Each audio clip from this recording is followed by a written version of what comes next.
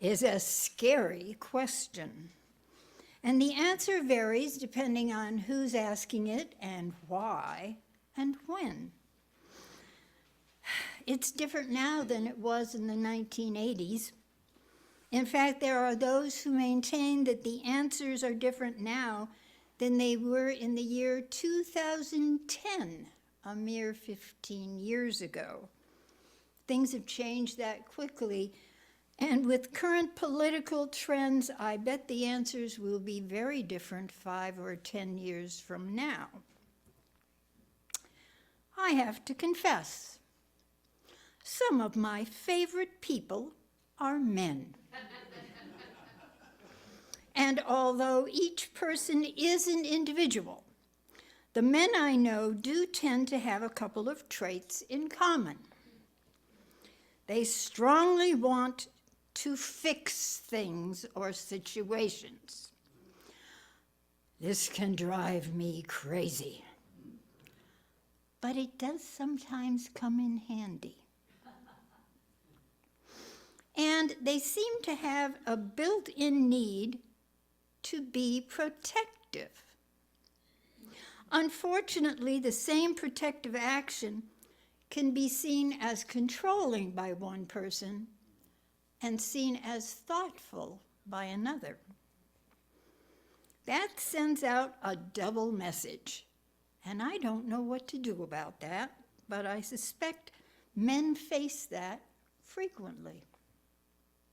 Expectation for men and boys can be very confusing, with radically different ideas coming from several different directions all at the same time. I remember the first time I heard the phrase toxic masculinity. I was gobsmacked. My gosh, that sounds painful. Does that mean there's a toxic femininity? Frankly, I think that term is unbelievably insulting, easily on par with a racial epithet. I don't like it, and I won't use it. I am a feminist, a dyed-in-the-wool, rock-hard feminist, and I make no apologies for it. And that is why I think men's issues are so important. Because, as a feminist, I cannot justify putting people in boxes about who they are supposed to be.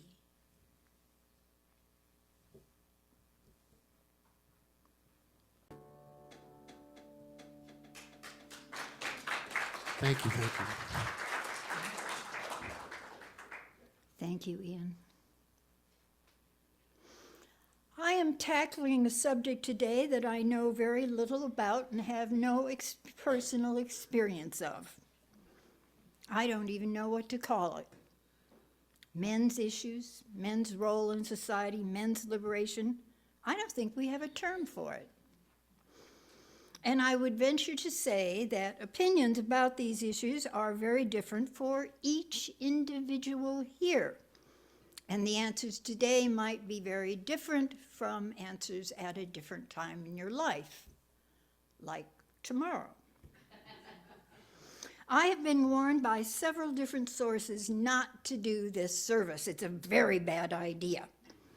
Everyone will be very angry with me, and I'm sure to get a lot of things wrong. Yes, I probably will get a number of things wrong.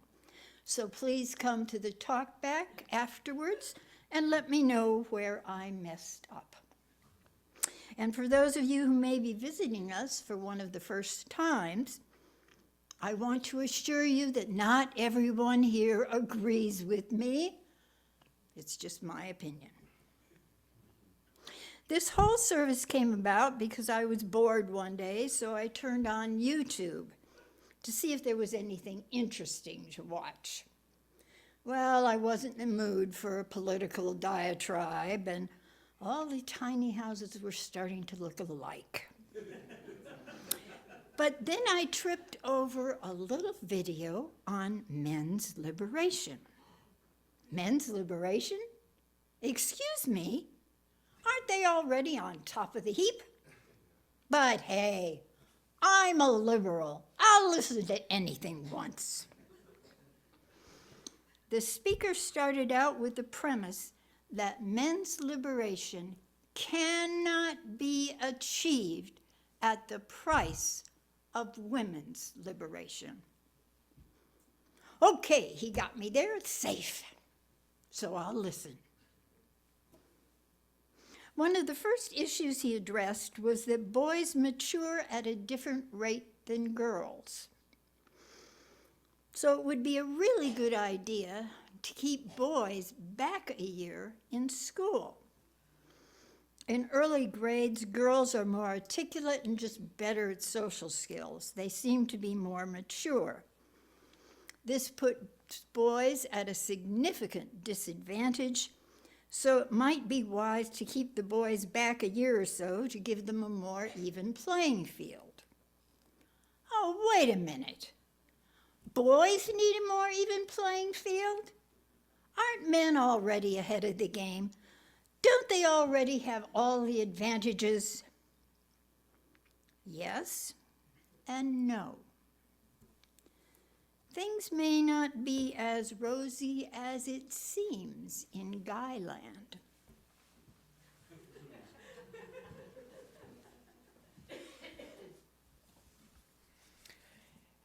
In our society, boys from a very early age are encouraged to wear an emotional straitjacket that stunts their emotional growth. The following is from a podcast by Joe Rogan and Jason Wilson. Quote, "Men like to put up the facade that they are never vulnerable, like there is never anything wrong. And everyone knows that's bull. No one can be strong all the time. When we say to each other, 'Stay strong,' we are subconsciously telling each other that when we feel weak, something is wrong with us. You're not tricking anyone, you're posturing. And when you are posturing, it's really a weakness. There is more strength in just being who you are. Just because you have vulnerable moments, or just because you are emotional, or just because you are sad, doesn't mean you are weak." End quote. That emotional straitjacket is lifelong, and almost all men have been affected by it.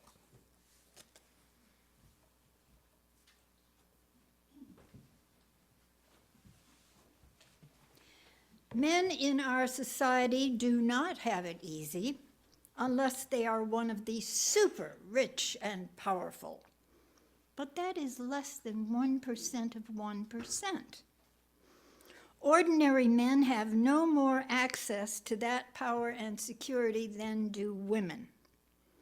Regular men, the men you might meet on a street or in a church, are facing expectations that can be very confusing and frankly undreamed of only a decade ago. Society is changing, and with it roles for any of us can no longer be depended upon. Both men and women are forging new pathways, and it's not always easy. I can only dimly imagine how bad it must be for non-binary folks. I don't mean to leave anyone out. It's just that my ignorance is vast and my time in the pulpit is short. And I do not want to even begin to guess how often gay men have their masculinity questioned. What really caught my attention in the video was the fact that suicide rate among men is increasing. Males make up about 50% of the population, but nearly 80% of the suicides, and that number is rising. It has risen by over 40% in the last few years. 40%. That scares me and tells me that something is really, really wrong. In suicide notes left behind, there does seem to be a persistent theme that men are too often isolated and alone. They feel useless. They have no place. No one needs them. And many blame women for this. There's even a book entitled "Women Deserve Less." I was unable to find a copy of that in our local library or on Libby, and I was not about to buy the book. So I had to rely on the Amazon blurb to find out what the point was in that book. Now, the point maintains that it is women's fault because they no longer need men, and that has caused a crisis. The book points out that since civilization began, women needed men to survive. Men brought home the bacon. A woman couldn't do that. She needed a man. So men were very important. Without men, the family would not survive. But now, with women able to make a living of their own, men are no longer needed. They are superfluous, or as a different book puts it, men are just desserts. I have to tell you, that whole idea makes me angry. The situation is not women's fault, but it's not men's fault either. We live in a society which wants all of us to conform to certain ideals that are not even attainable, and stereotypes are seldom healthy. Blaming women for the problems that men face? When you think of what women have had to deal with, it's kind of a stupid thing to do. When you compare owies, everybody loses. You know that game. My owie is worse than your owie, so your owie doesn't count. So if I break my leg and you break your arm, we can have an argument about which of us is suffering more. Or we can say it's all bad. And what can we do to help each other get on with things? Comparing owies is a stupid argument that just keeps all of us in our place. Have women had it bad? You betcha. Have there been horrible injustices against women? You betcha. But it won't be made better by ignoring what is happening in men's lives. We're all important. We all matter. We need to lift each other up. And I'd like to remind you that a liberated man is a lot more likely to be an ally.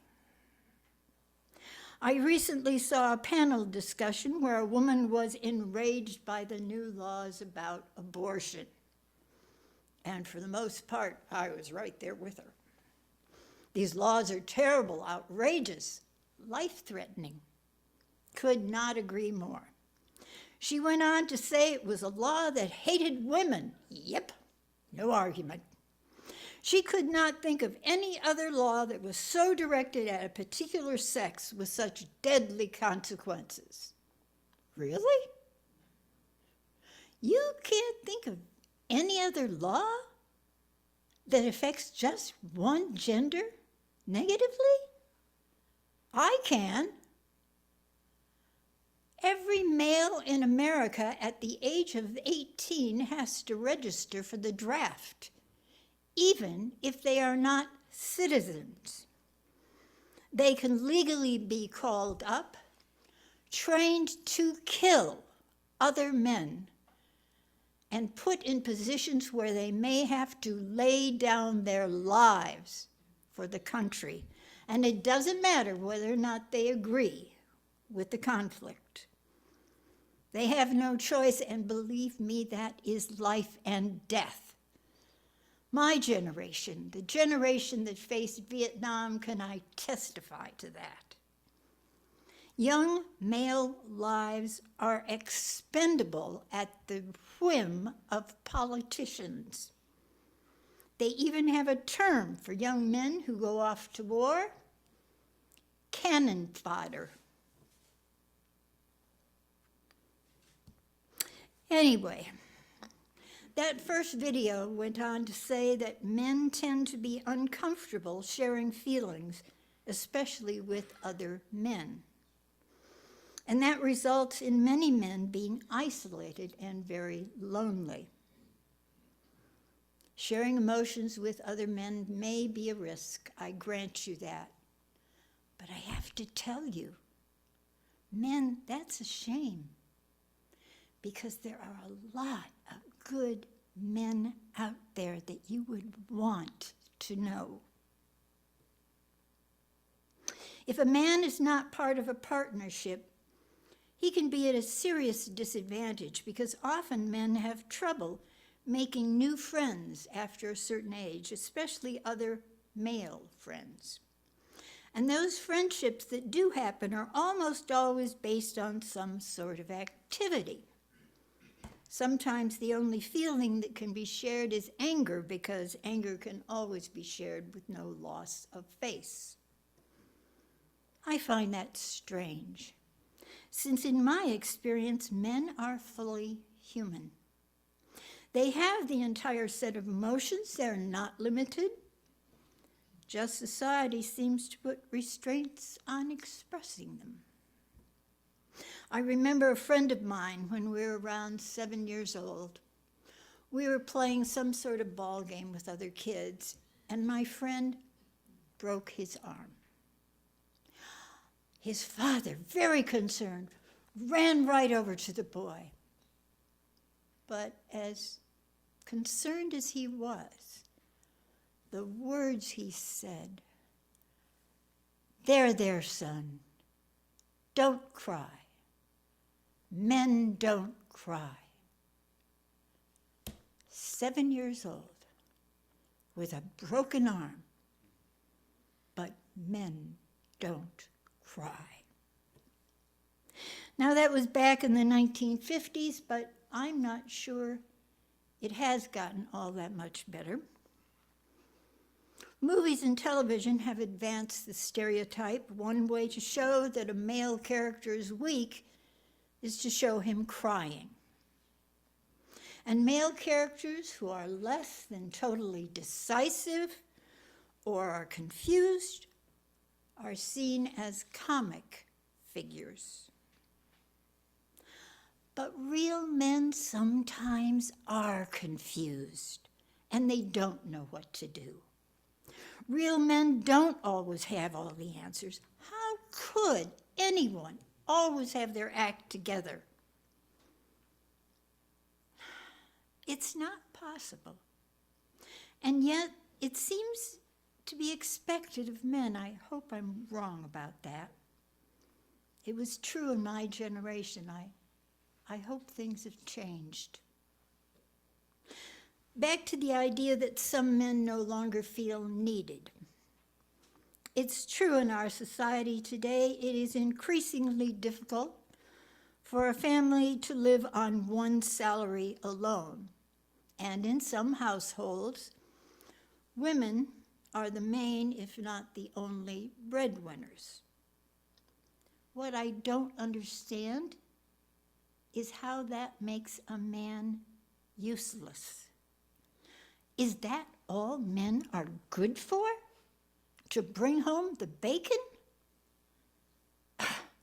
There is so much more to men than that. They can be musicians, artists, inventors, gardeners, the list goes on. Yet in any family situation, yes, someone has to make the money to pay the bills. But why does it matter who? For that matter, why can't they take turns? There is so much more to a family then who brings home the bacon? I maintain that human beings need each other, that in a healthy partner situation, both partners depend on each other for challenges and support.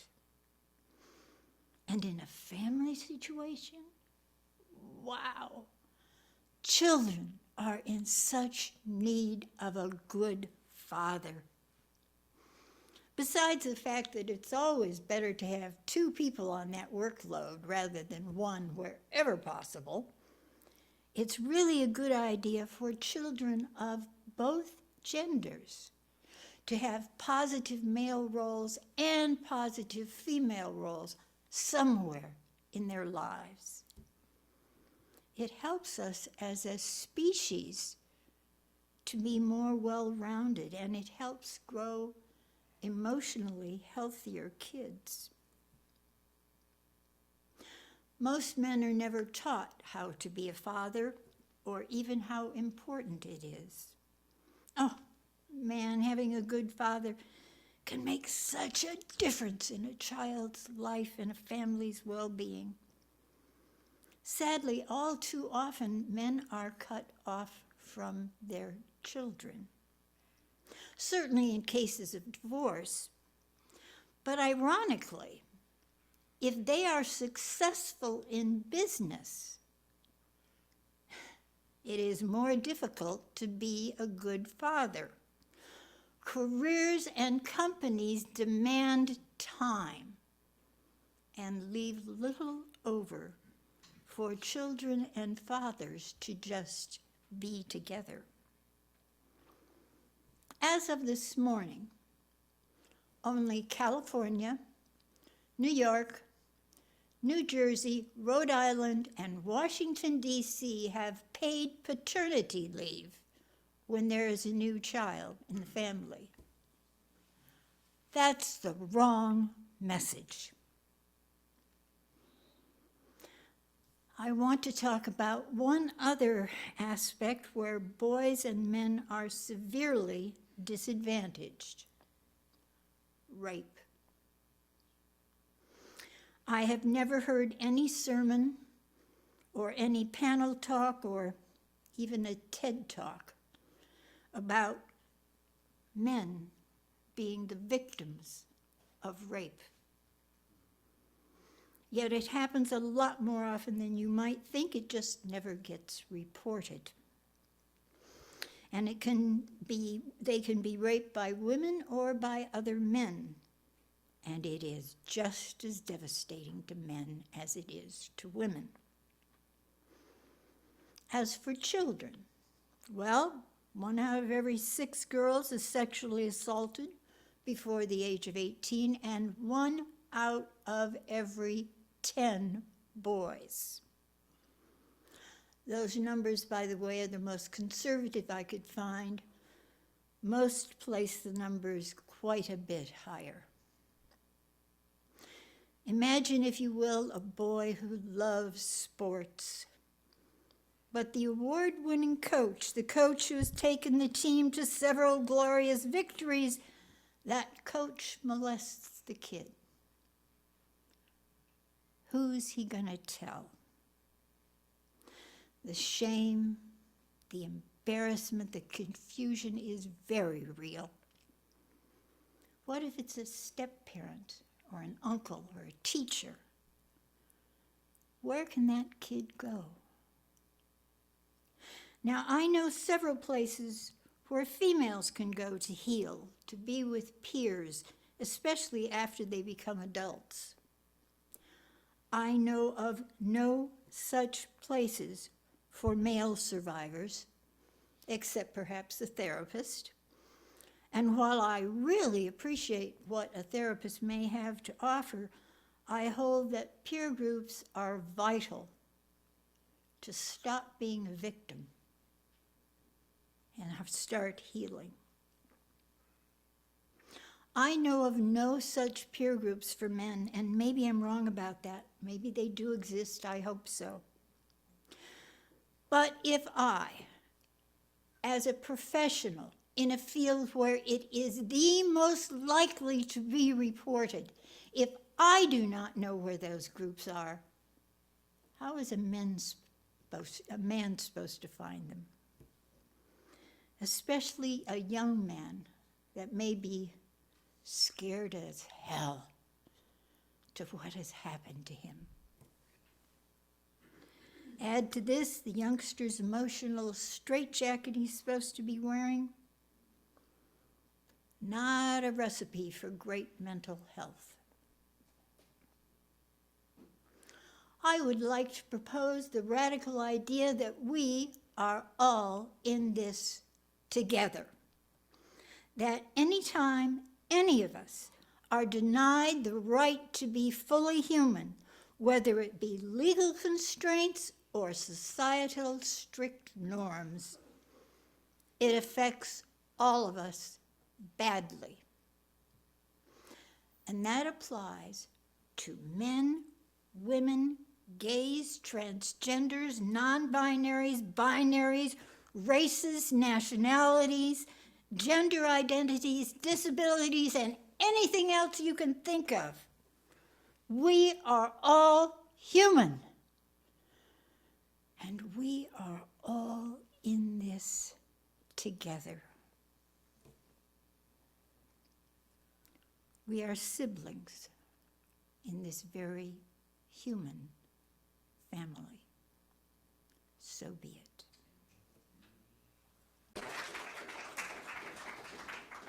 Thank you. I want the men in my life to be appreciated for who they are. I don't want them to feel that they have to apologize for being men. I want the women in my life to be appreciated for who they are. I don't want them to have to apologize for being women. Heck, I want the non-binaries in my life to be appreciated for who they are. I don't want them to have to apologize. We need to lift each other up. We should appreciate our similarities and our differences.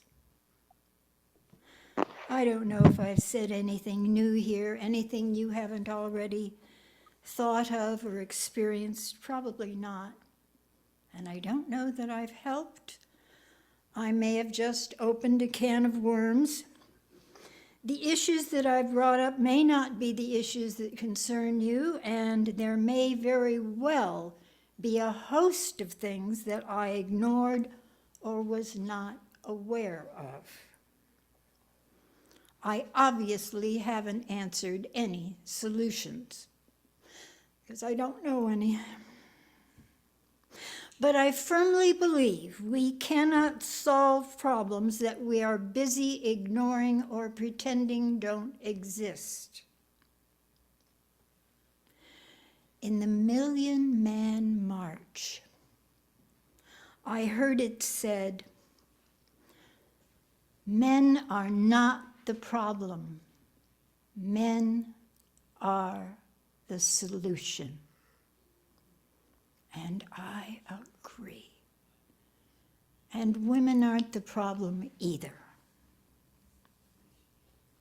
Maybe, just maybe, we can all be part of the solution with our attitudes, the way we treat each other, the expectations we have of ourselves and each other. Maybe we are the only solution. I just don't know what form it needs to take. As for the next generation, hopefully, we can give both our boys and our girls freedom to explore who they want to be, and hopefully, we can extend the same freedoms to each other and ourselves. But it's going to take a while to get there.